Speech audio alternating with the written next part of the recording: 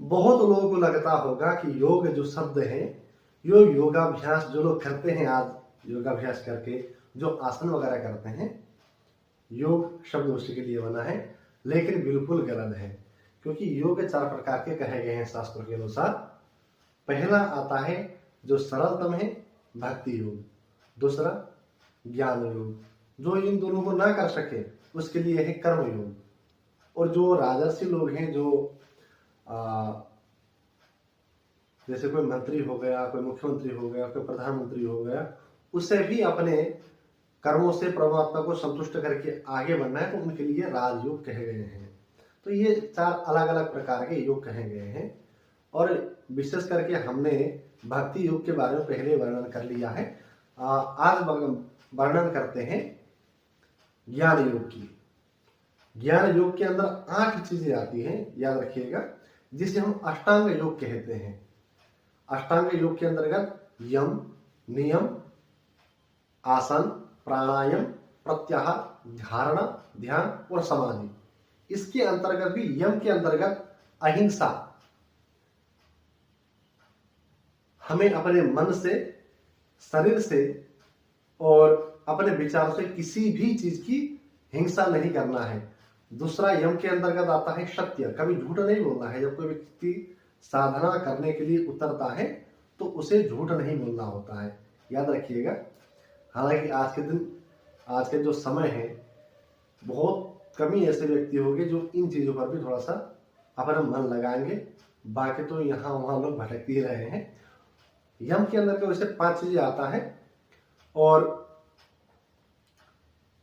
जो तीसरा है, चोरी ना करना है। चौथा जो चीज हमें जीवन में सबसे ज्यादा जरूरी है, ब्रह्मचर्य। ब्रह्मचर्य जब हम शब्दों का जो प्रयोग करते हैं तो बहुत अधिकांश जो प्रेजेंट टाइम के नवयुवक हैं, उनको लगता है कि वीर्य रोकना ही ब्रह्मचर्य का हिस्सा है। ऐसा नहीं है। जब भी हम ब्रह्मचर्य की बात करते हैं तो पहला जो शब्द है ब्रह्म, ध्यान रखिएगा। ब्रह्म की तरह चर्या, यानी कि उसकी तरह आचरण करना ही ब्रह्मचर्य कहे गए हैं, जिसके अंतर्गत वीर्य रोकना भी आता है। और अंत में आता है अपरिग्रह, कि हमें आवश्यकता से ज्यादा चीजें संग्रह नहीं करना है। जैसे अगर मेरी आवश्यकता है कि मैं दिन में 2 बार भोजन करता हूं और एक कटोरा चावल से मेरा पेट भर जाता है, तो उससे अधिक चीजें मुझे इकट्ठा नहीं करना है। यही साधक का 8 योगों में, 8 अंगों में पहला जो यम है, उसके अंतर्गत 5 चीजें, ये इंपॉर्टेंट है। दूसरा नियम के अंतर्गत आपका आता है सोच। किसी व्यक्ति का रहता है कि दिन में वो 10 बार जो है बाहर जाता है, तो ऐसे व्यक्ति साधना करने के लिए इनको बड़ा कठिन होता है। तो सोच एक तरह से शरीर की शुद्धि भी होती है। दूसरा आता है संतोष, बहुत जरूरी है जीवन में।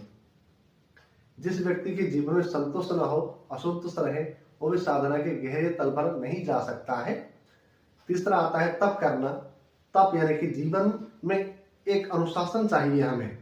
हम सुबह इतना बजे उठेंगे, ये सब मेरे नित्य कर्म है, मुझे सुबह का जो नाश्ता है इतने बजे करूंगा, दोपहर के भोजन इतने बजे करूंगा, शाम का भोजन इतने बजे करके रात्रि सोना, वो एक अनुशासित जीवन बहुत जरूरी है। चौथा इसमें आ जाता है स्वाध्याय। बहुत लोगों को जब हम स्वाध्याय के शब्द उच्चारण करेंगे तो लोगों को लगेगा कि कोई आध्यात्मिक पुस्तक वगैरह पढ़ना है, वो तो पढ़ना ही पढ़ना है। उसके अलावा और एक चीज करना है स्वाध्याय के अंतर्गत, आत्मचिंतन, जो हम लोग के शरीर के अंदर है, जिसे हम आत्मचिंतन करते हैं, वो आत्मचिंतन बहुत जरूरी है। इसके अंतर्गत 5वां जो आता है नियम के अंतर्गत, ईश्वर का जो परम शक्ति है, जिसे हम परम कहते हैं, उसके प्रति हमेशा समर्पण रहना ही नियम के 5 अंग हैं। तीसरा यम, नियम, आसन। आसन के अंतर्गत आपको किसी एक विशेष आसन क्रिया को सिद्ध करना होता है। योग क्रिया के अंतर्गत जब भी कोई व्यक्ति आसन को शुद्धि करता है, कमलासन हो गया, सुखासन इत्यादि आसन वगैरह होते हैं, जो आप आरामदायक स्थिति में बैठ करके आसन सिद्धि करते हैं। चौथा इसके अंतर्गत आता है प्राणायाम। प्राणायाम जो श्वास बाहर जा रहा है और अंदर आ रहा है, इसको नियंत्रण करना एक तकनीक होता है प्राणायाम के अंदर। उस तकनीक को सीख करके श्वास को नियंत्रण करना, क्योंकि श्वासों से सारा खेल शरीर का चलता है। श्वास बाहर जाके अंदर ना आए तो शरीर मूर्छा हो जाता है या यूं कहें कि शरीर का मृत्यु हो जाता है। प्राणायाम के बाद आता है प्रत्याहार। प्रत्याहार बहुत जरूरी है। हम लोग जब भी प्रत्याहार की बात करते हैं तो इसको खींचना होता है।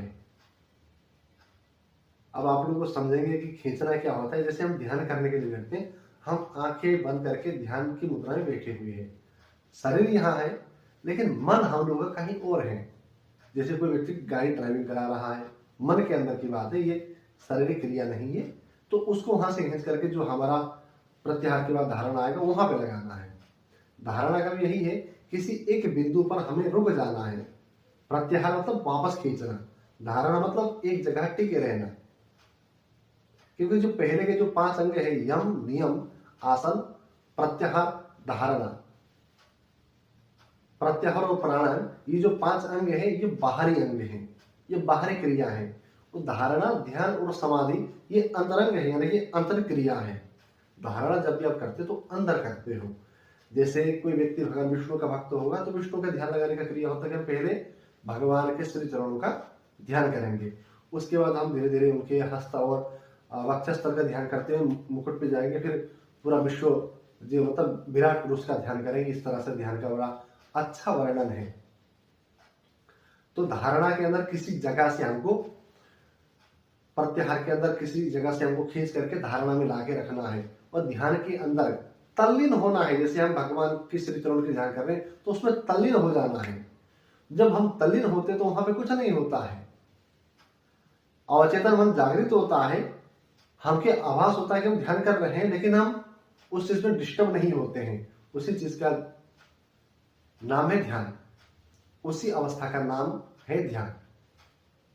ध्यान के अंतर्गत हम जब ज्योतिर्बिंदु रूप का दर्शन करते हैं, उसी ज्योतिर्बिंदु को ही हम लोगों ने कई भाषा में कई नामों से, अलग अलग नामों से बुलाया गया है। जैसे योगी लोग उसे ब्रह्मज्ञान कहते हैं या आत्मज्ञान भी कहते हैं, और जो बौद्धिक समुदाय से आते हैं उसे संबोधि कहते हैं, संबोधि प्राप्ति होना कहते हैं। जैसे सिद्धार्थ गौतम ने जो प्राप्त किया था वो संबोधि ही था, जिसे हम बुद्धत्व भी कहते हैं। वो प्राप्त होकर ही वो भगवान गौतम बुद्ध बन पाए थे। बहुत समय लगा था, वो अलग विषय है। तो इस तरह से ऊपर से लेकर नीचे तक अष्टांग योग का एक एक तरीके का वर्णन बड़ा अद्भुत है। जो व्यक्ति साधना इत्यादि करना चाहता है उसके लिए बहुत जरूरी होता है अष्टांग योग। या तो भक्ति योग करोगे तो नवदा भक्ति है, और ज्ञान योग करोगे तो ये बहुत जरूरी होता है कि आप अष्टांग योग का पालन करना ही पड़ेगा। तब आप भक्ति में हो या योग में हो, आप तल्लीनता से आप उतर पाओगे।